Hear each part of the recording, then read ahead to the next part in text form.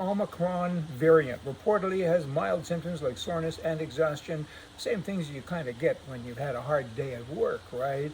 No wonder liberals are terrified of this variant. Ah, Ted Cruz. I like Ted. I didn't years ago, but I do now. I like what he says. He stands up and he's got it going for him. I mean, he calls them commies, he calls them socialists. That'll be the Democrats. And I like it. He says this: Democrats want to make some simple truths forbidden to say. But I speak the truth. America's the greatest country on earth. I want to keep it that way. Christopher Columbus discovered America, and that was a good thing. George Washington, he was an extraordinary national hero. Thomas Jefferson, extraordinary national hero. Abraham Lincoln, the same, an extraordinary national hero. Police officers, that'll be it. Keep us safe. Israel is our friend. COVID came from China. There's a big difference between men and women. Critical race theory is racist. It shouldn't be taught in high schools, and we must be loud and critical of the other side so we can win. Because right now is right against wrong. Well, that pretty much does say it. Hey, I got this for you. Reasons to not own a gun. Don't y'all go get a gun.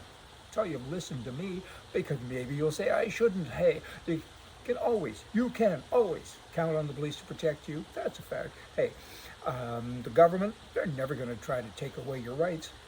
Guns make journalists upset.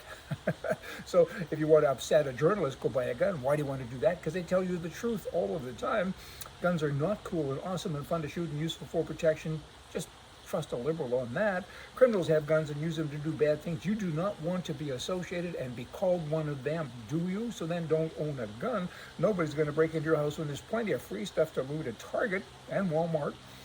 Gun handling is best left to professionals like Alec Baldwin. Have you got all that? Hey, run out and buy a gun. That might be smart. You know, in Canada, Justin Trudeau, he is off the charts. He's off script. He's wild. He's not a liberal anymore. He's not an NDP. He's not a socialist. There's a whole bunch of words to describe what he actually is. Even liberals are very nervous about this guy. I mean, Trudeau has said himself, I don't think of a monetary policy. Clearly, I mean, where did the taxes go with marijuana that he touted years ago and said, I'm going to bring it in and make it legal, and I think that's why he got elected.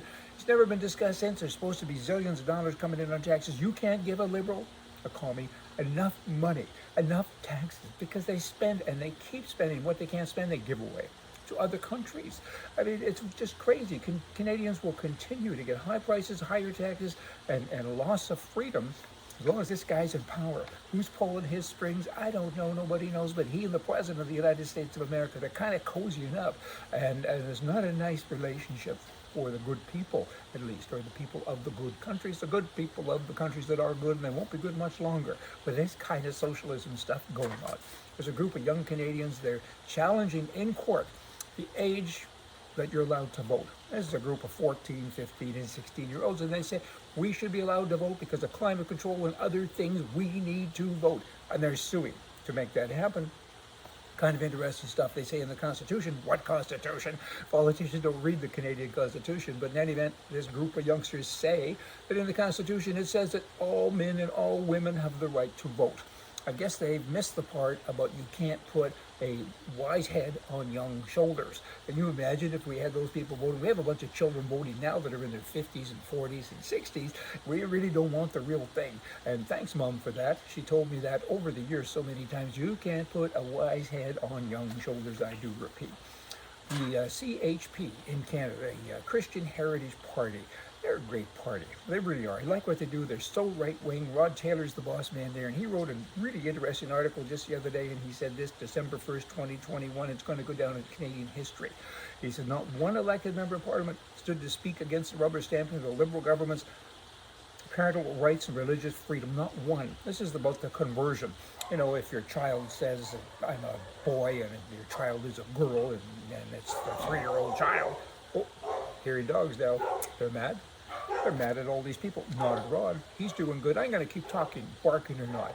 And anyway, Rod is saying, and it's a proper thing to say, not one person stood up against it.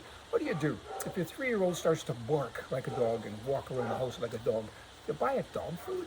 I don't think so. Therapy would be good. Then you have the CBC in Canada. They're supposed to give news. News. That's all they're supposed to give. Now they're giving advice. They're telling you what to say. They're telling you how to talk, what wordage to use. And dog, get mad at this because this is bad stuff. And they're saying you shouldn't say these things because they're racist, blackmail, gypped, savage, to sell someone down the river, to brainstorm, black sheep, first world problem, grandfather, tone deaf, hurtful words. I mean, they're giving us words. I got words for them. I got a couple of words, as a matter of fact, and they're seasonal, kind of, sort of. Those two words I got for the CBC, it's not Merry Christmas. Hey, if you are not right, then you are wrong. See ya.